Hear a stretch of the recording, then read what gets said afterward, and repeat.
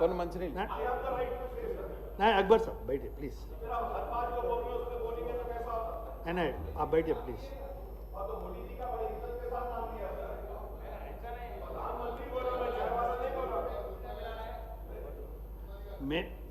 I will give point to point rebuttal of what the honorable senior minister has given. చాలా చెప్తున్నారు, రకరకాలుగా చెప్తున్నారు. GST bill amendment మీద చర్చ సందర్భంగా అవకాశం ఇచ్చిన ప్యానెల్ స్పీకర్ గారికి ధన్యవాదాలు అధ్యక్ష. ఇవాళ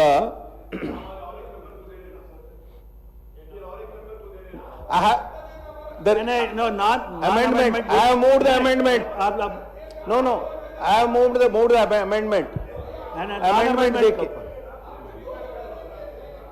శంకర్ గారు ప్లీజ్. సార్ ఇవాళ జిఎస్టీ గురించి ఎన్ని చెప్పినా హరీష్ బాబు గారు నాన్ అమెండ్మెంట్ దాని మీద మాట్లాడండి దయచేసి, డీవియేట్ కాకండి. ఓకే, అమెండ్మెంట్ విషయంలో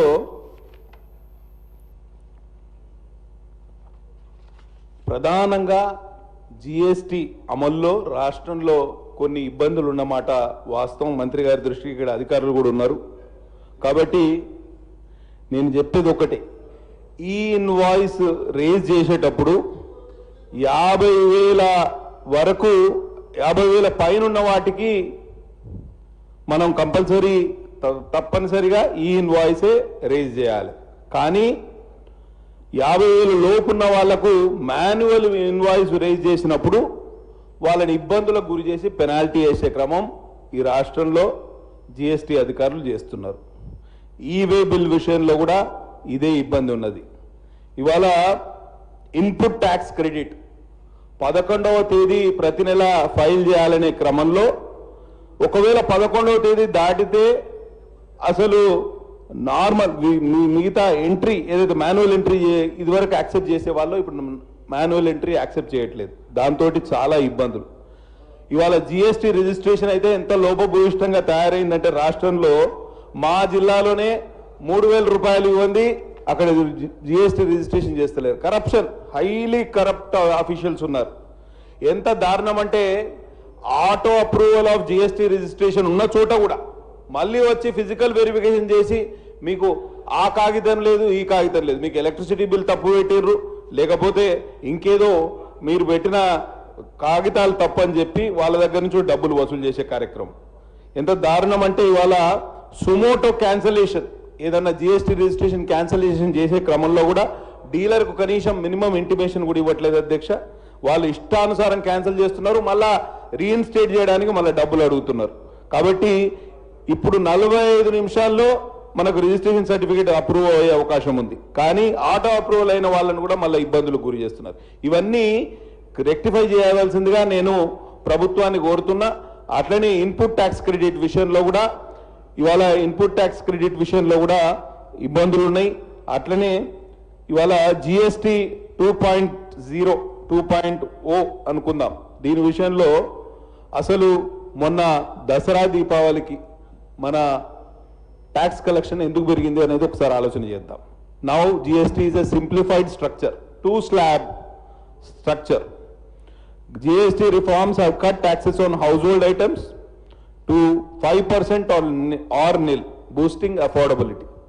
Life-saving drugs, medicines are reduced from 12 to nil to 5%, making healthcare affordable. Two-wheelers, small cars, TVs, ACs and cement have cut from 28% to 18%, bringing relief to middle class. Farm machinery, irrigation equipment cut from 12 to 5% have reduced farming costs. Tobacco, pan masala, aerated drinks, luxury goods మీద tax 40%. Sin goods అంటారు వీటి. అంటే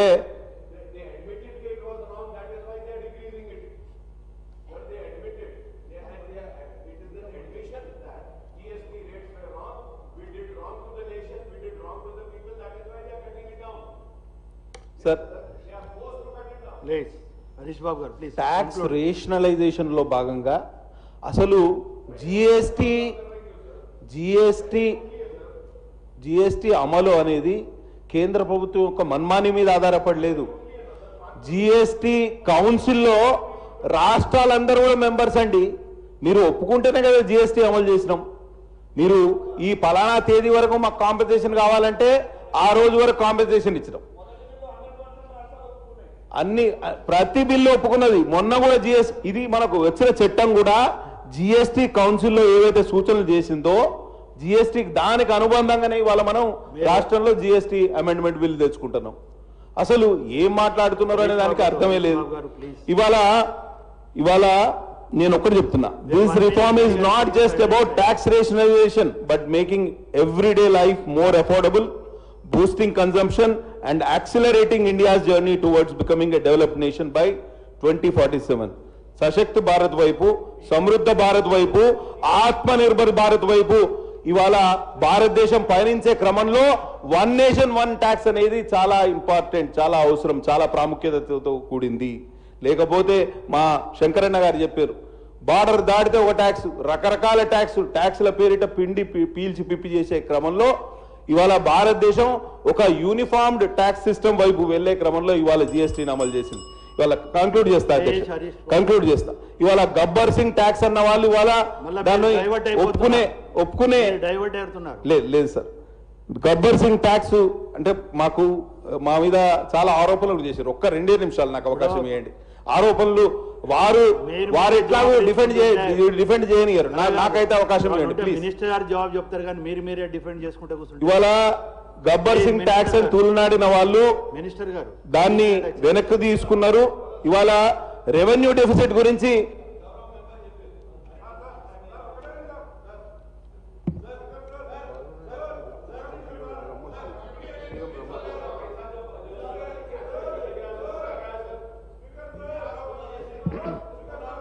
deviate అయితే ఇచ్చే సమస్య లేదండి. మీరు అడిగింది పాల్వయ్య గారు, మీరు అడిగింది 1 మినిట్, ఇప్పటికి 5 నిమిషాలు దాటిపోయింది. మళ్ళీ మీరు డైవర్ట్ అవుతున్నారు. మీరు ఓలగోలుకు జవాబు ఇచ్చుకోవడానికి కాదు కదా. ఆరోపణలు చేసినప్పుడు దానికి డిఫెండ్ ఎట్లా చేస్తారు? మంత్రి గారు ఎట్లా చేస్తారు? మేం కదా ప్రతినిధులం. మా పేరు పెట్టి, మా నాయకుని పేరు పెట్టి, మా పార్టీ పేరు పెట్టి తూలనాడిన వాళ్లకు మేము సమాధానం చెప్తామా, వాళ్ళు సమాధానం చెప్తారా? మీ నాయకుడు కాదండి, ప్రధానమంత్రి గారి యొక్క పాలసీ గురించి. ప్రధానమంత్రిని మనం డిఫెండ్ చేసేటోళ్ళు మేమే ఉన్నాం ఇక్కడ, అవునా? జిఎస్టీ కౌన్సిల్ సార్ ఒక్కటే నిమిషం, నేను ఒక్కటే చెప్తున్నా. ఇథనాల్ బ్లెండింగ్ గురించి మాట్లాడిన సభ్యులు నేను ఒక్కటే అంటున్నా, is ethanol blending illegal in India? It's legal. Minister గారు ప్లీజ్, నేను ఒక్కటే చెప్తున్నా, ఇథనాల్ బ్లెండింగ్ వలన మనకు ఫారెక్స్ మళ్ళీ డైవర్ట్ అయిపోతుంది డిస్కషన్. అధ్యక్ష, ఈ రోజున జిఎస్టీ అమెండ్మెంట్ బిల్ గురించి అధ్యక్ష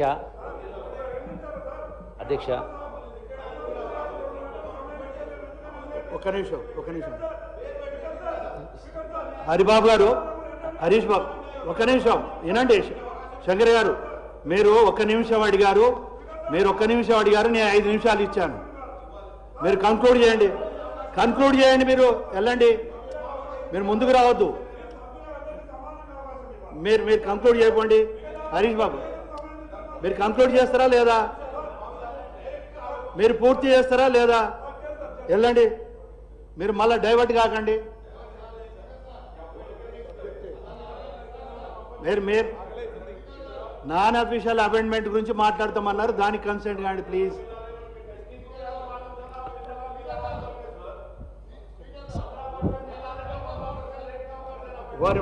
ఇథనాల్ బ్లెండింగ్ వలన విదేశీ మారక నిల్వలు మనకు మిగులుతున్నాయి. అదొక్కటే కాకుండా ఎన్వైరన్మెంటల్ ఫ్రెండ్లీ కూడా ఇది. ఇవాళ మాజీ ఆర్థిక మంత్రి ఆ రోజు కాంగ్రెస్ నాయకుడు అన్నాడు, ఎవరు యూపీఐ పేమెంట్స్ వలన చిన్న సన్నకారు రైతులు కూడా ఇబ్బందులు పడతారని చెప్పడం జరిగింది. ఇవాళ సార్ స్పీకర్ గారు, నేను రూల్ 19 చెప్తున్నా సార్. ఈ బిల్లు విషయంలో ఎప్పుడే కానీ మంత్రి గారు బిల్లు ఇంట్రడ్యూస్ చేసిన తర్వాత it is total discussion of the speaker. That way speaker is kind enough to allow them to discuss the matter. అన్ని పార్టీలో చెప్పారు. ఈడ ఏముంది sir, the speaker డిసలౌ any notice of the bill in case the bill does not comply with the requirement of the subject rule so and so. వీళ్ళు ఏం sir bill మీద మాట్లాడి is answering on behalf of the central government. We are not asking the central government sir. What Akbar bhai said sir, ఏమన్నాడు, petrol లో అమారా Job కా పైసా కాలేరే అన్నాడు ఆయన. పెట్రోల్ లో ఎథనాల్ కలుపుతున్నారని చెప్పారు. సో మీరు దానికి you are not suppose to answer on behalf of the government of central government. Please. So you already sir ఆయన అమెండ్మెంట్ ఇచ్చాడు, అమెండ్మెంట్ చెప్పండి.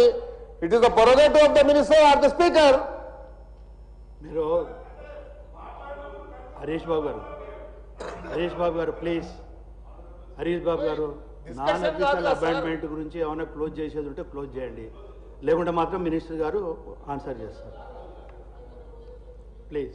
ఆనరబుల్ సీనియర్ మెంబర్ గారు, మా ఫాదర్ తో కూడా వారు పనిచేశారు, మళ్ళా గౌరవం ఉన్నది, అన్నిటికీ వేరే పోకండి. వేరే ఆలోచన ఏం లేదు. కానీ డెవల్యూషన్ ఆఫ్ ట్యాక్సెస్ విషయంలో అసలు 38% ఉన్న డెవల్యూషన్ ట్యాక్స్ 42% పెంచింది మన కేంద్ర ప్రభుత్వమే కదండి, ఇదే ప్రధానమంత్రి గారు కదా. దానివల్ల లాభం లేదంటారా? ఒకసారి గుండె మీద చేసుకొని మనం ఆలోచన చేయాలి. నిజంగానే జిఎస్టీ వల్ల నష్టపోయినామని మీరు అనుకుంటే ఇప్పుడు ఈ శాసనసభ సాక్షిగా మీరు చెప్పండి జిఎస్టీ వల్ల నష్టపోయినామని. కానీ తప్పుడు సమాచారం సభకిచ్చే సాంప్రదాయం కరెక్ట్ కాదు. ఇది కేవలం నా ఆలోచన. నేను ఒక్కటే చెప్తున్నా, ఇది చాలా మంది ఇంకా డీలిమిటేషన్ ఆఫ్ కాన్స్టిట్యున్సీస్ గురించి కూడా మాట్లాడారు. నేను ఒక్కటే చెప్తున్నా, ఎక్కడ కూడా కేంద్ర ప్రభుత్వం ఎవరి మీద కూడా సవతి తల్లి ప్రేమ చూపించదు. కాబట్టి ఈ జిఎస్టీ క్లోజ్ చేస్తున్నా, జిఎస్టీ రిఫార్మ్ వలన భారతదేశం పురోభివృద్ధి వైపు వెళ్ళడానికి, సమృద్ధ భారత్ వైపు, సశక్త భారత్ వైపు నడవడానికి ఎంతో దోహదం చేసింది. కాబట్టి మీరు అర్థం చేసుకోండి. ఇవాళ గూగుల్ పే గురించి ఒకప్పుడు మాజీ ఆర్థిక మంత్రి ఇదే పార్లమెంట్ లో రకరకాలుగా మాట్లాడారు. ఇవాళ గూగుల్ పే అనేది చిన్న పూలు అమ్ముకునే వాళ్ళు, పండ్లు అమ్ముకునే వాళ్ళు కూడా ఇవాళ గూగుల్ పే యూజ్ చేసే పరిస్థితి. కాబట్టి